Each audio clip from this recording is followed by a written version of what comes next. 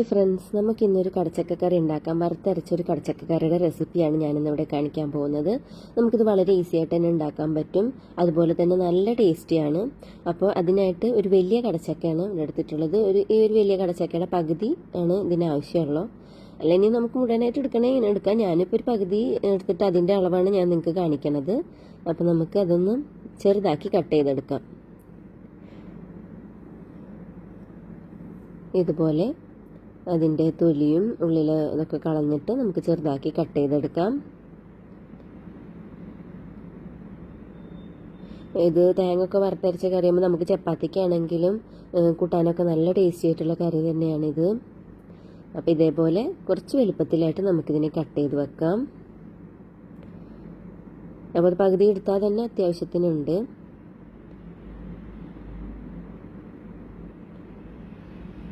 അപ്പോൾ ഇത് ഇവിടെ അരിഞ്ഞു വെച്ചിട്ടുണ്ട്. ഇനി നമുക്കൊരു പാൻ വെച്ചിട്ട് അതിലേക്ക് ഇത് വേവിക്കാനായിട്ട് പാത്രത്തിലേക്ക് കടച്ചക്ക അരിഞ്ഞ് ക്ലീൻ ചെയ്ത് കഴുകി വെച്ചിട്ടുള്ളതാണ്, കഴുകി ഊറ്റി വെച്ചിട്ടുള്ളതാണ്.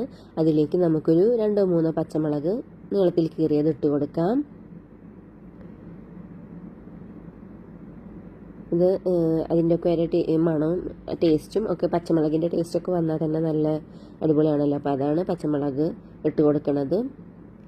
പിന്നെ അതിലേക്ക് തക്കാളി ആഡ് ചെയ്ത് കൊടുക്കാം. തക്കാളി ഇതേപോലെ ചെറുതാക്കി അരിഞ്ഞിട്ട് നമുക്ക് ഇട്ട് കൊടുക്കാം. ഒരു തക്കാളി ഏകദേശം ഇട്ട് കൊടുത്താൽ മതി. 1 മുതൽ 1.5 തക്കാളി വരെ നമുക്ക് ആഡ് ചെയ്ത് കൊടുക്കാം. അതും കൂടി ചേർത്ത് ചെറിയ ചെറിയ പീസസ് ആക്കിയിട്ടാണ് ഇട്ട് കൊടുക്കുന്നത്. നമ്മുടെ തക്കാളി അധികം മൂത്തിട്ടില്ലാത്ത തക്കാളിയാണ്. അപ്പോൾ അത് അരിഞ്ഞ് നമുക്ക് ഇട്ട് കൊടുക്കാം. പിന്നെ നമുക്കതിലേക്ക് ചേർക്കേണ്ടത് മുളക് പൊടിയാണ്. ഒരു അര ടേബിൾ സ്പൂൺ എന്നൊക്കെ പറയാം, 1 ടീസ്പൂൺ മുളക് പൊടി. ഇനി അതിലേക്ക് കുറച്ച് മഞ്ഞൾപ്പൊടിയും കൂടെ ഇട്ട് കൊടുക്കാം. അതും കൂടി ചേർത്ത് ആവശ്യത്തിന് ഉപ്പ് ഇട്ട് കൊടുക്കാം. ഉപ്പ് ആഡ് ചെയ്ത് കൊടുത്ത് കല്ലുപ്പാണ് ഇട്ട് കൊടുത്തിട്ടുള്ളത്. പിന്നെ അതിലേക്ക് ആവശ്യത്തിന് വെള്ളം കൂടി ആഡ് ചെയ്ത് കൊടുത്തിട്ട് നമുക്കിതൊന്ന് അടച്ചു വെച്ച് വേവിക്കാം. അടച്ചു വെച്ച് ഇടയ്ക്കിടയ്ക്ക് ഇളക്കി കൊടുക്കണം, ഒന്ന് വേവിച്ചെടുക്കാം. ഇതൊന്ന് നല്ലപോലെ വെന്ത് കിട്ടണം. അപ്പോൾ നമുക്ക് വേണമെങ്കിൽ കുക്കറിൽ വേവിച്ചെടുക്കാം. കുക്കറിലാണെങ്കിൽ ഒരടി അടിക്കുമ്പോൾ തന്നെ നല്ല കുഴഞ്ഞ പോലെയാവും. അതുകൊണ്ടാണ് നമ്മൾ കുക്കറിൽ വേവിക്കാത്തത്. ഇതിപ്പോൾ ഒരു കുറച്ച് നേരം കൊണ്ട് തന്നെ നല്ലപോലെ വെന്ത് കിട്ടും. വെന്ത് ഒരു വിധം വറ്റി കിട്ടിയാൽ മതി. അപ്പോഴേക്കും നമുക്ക് വറുത്തരച്ച കടച്ചക്കറിയാണല്ലോ, അപ്പോൾ വറുത്തരക്കാൻ ആവശ്യമുള്ള ഐറ്റംസ് വരും. അതിനായിട്ട് ഒരു പാൻ വെച്ചിട്ട് അതിലേക്ക് വെളിച്ചെണ്ണ ഒഴിച്ചു കൊടുക്കാം. വെളിച്ചെണ്ണ ഒഴിച്ചു കൊടുത്തിട്ട് അതിലേക്ക് വെളുത്തുള്ളി അരിഞ്ഞത്, ഒരു 8-10 വെളുത്തുള്ളി അരിഞ്ഞതും അതുപോലെ തന്നെ അതിലേക്ക് ചുവന്നുള്ളി ചെറുതാക്കി അരിഞ്ഞത് ആഡ് ചെയ്ത് കൊടുക്കാം. ഇതൊക്കെ നമുക്ക് വറുത്തരച്ചെടുക്കാനുള്ളതാണ്. എന്നാലും ചെറിയ ചെറിയ പീസസ് ആക്കിയിട്ട് ഇട്ട് കൊടുത്തിട്ടുണ്ടെങ്കിൽ അങ്ങനെ ഇട്ട് കൊടുത്താലും കുഴപ്പമൊന്നുമില്ല. അപ്പോൾ ഇങ്ങനെ ചെറുതാക്കി അരിഞ്ഞിട്ടാലാണ് അതിൻ്റെയൊക്കെ ഒരു ഫ്ലേവർ നല്ലപോലെ വരിക. അപ്പോൾ അതും കൂടെ ഇട്ട് കൊടുത്തിട്ടുണ്ട്. പിന്നെ നമുക്കതിലേക്ക് കറി ലീവ്സ് ആഡ് ചെയ്ത് കൊടുക്കാം.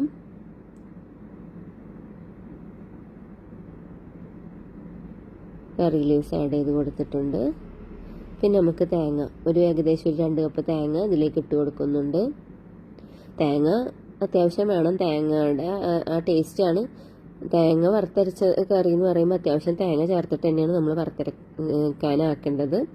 അപ്പോൾ ഒരു ഏകദേശം ഒരു 2 കപ്പോളം ഉണ്ടാവും.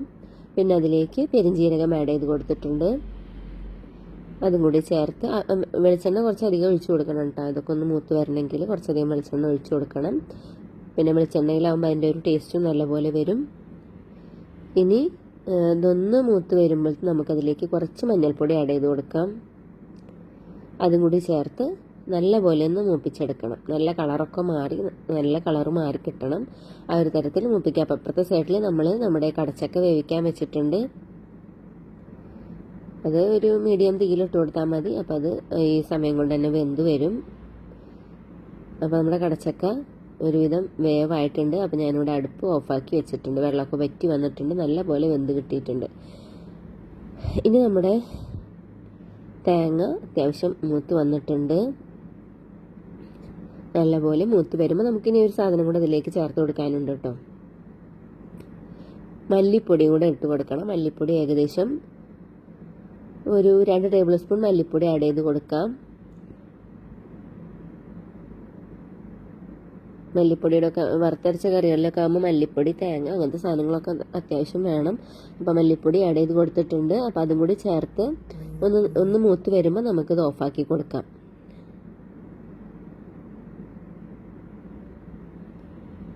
ഇതും കൂടി മിക്സ് ചെയ്ത് നമുക്ക് ഓഫാക്കി കൊടുക്കാം. അപ്പം അത് ചൂടാറിയതിന് ശേഷം നമുക്കൊന്ന് പൊടിച്ചെടുക്കാം. പൊടിച്ചെടുത്തിട്ട് വെള്ളമൊഴിച്ച് അടിക്കുകയാണ് നല്ലത്. പൊടിച്ചെടുത്തതിന് ശേഷം കുറച്ച് വെള്ളം ചേർത്തിട്ട് ഞാൻ അടിച്ചെടുത്തതാണ്. പിന്നെ അതൊക്കെ കാണിക്കേണ്ട ആവശ്യമില്ല, എല്ലാവർക്കും അറിയണമല്ലോ. അപ്പോൾ ആദ്യം പൊടിച്ചെടുക്കുക, പൊടിച്ചതിന് ശേഷം മാത്രം വെള്ളം ആഡ് ചെയ്ത് കൊടുക്കുക. എന്നിട്ട് കുറച്ച് വെള്ളം ചേർത്തിട്ട് നമുക്കിത് നല്ല പോലെ ഒന്ന് പേസ്റ്റാക്കി എടുക്കാം. എന്നിട്ട് നമ്മുടെ വേവിച്ച് വെച്ചിട്ടുള്ള കടച്ചക്കയിലേക്ക് അതും കൂടി ചേർത്ത് നമുക്ക് അടുപ്പ് ഓണാക്കി കൊടുക്കാം.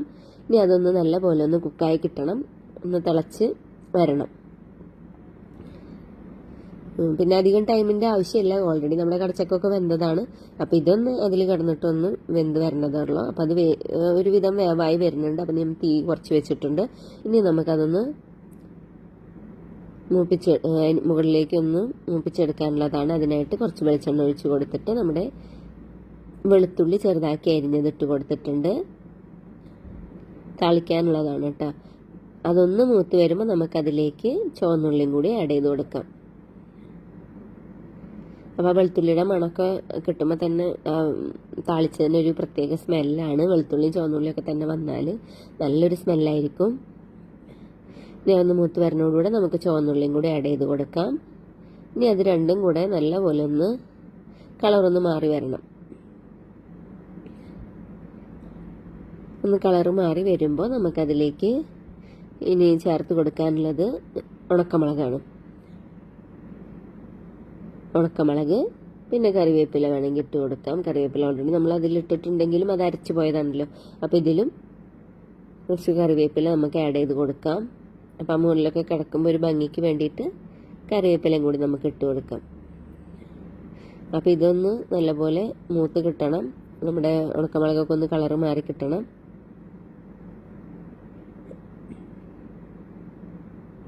വേപ്പിലയും കൂടെ ഇട്ട് കൊടുത്ത് നമുക്ക് അടുപ്പ് ഓഫാക്കി കൊടുക്കാം. എന്നിട്ട് നമുക്കിത് കറിയിലേക്ക് ഒഴിച്ചു കൊടുക്കാം.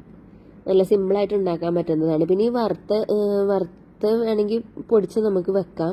വറുത്തിട്ട് നമുക്ക് ചൂടാറി എടുത്ത് വെക്കാം. എന്നിട്ട് ആവശ്യാനുസരണം പൊടിച്ചിട്ട് വെള്ളം ഒഴിച്ചിട്ട് തിക്ക് പേസ്റ്റ് ആക്കിയിട്ട് നമുക്ക് ഇതേപോലെ ചിക്കൻ വറുത്തരച്ച കറിയാണെങ്കിലും കടച്ചക്ക അങ്ങനത്തേനൊക്കെ വറുത്തരച്ചതിനൊക്കെ യൂസ് ചെയ്യാനും പറ്റും. അങ്ങനെ വേണമെങ്കിലും ചെയ്ത് വെക്കാം. അപ്പോൾ നല്ല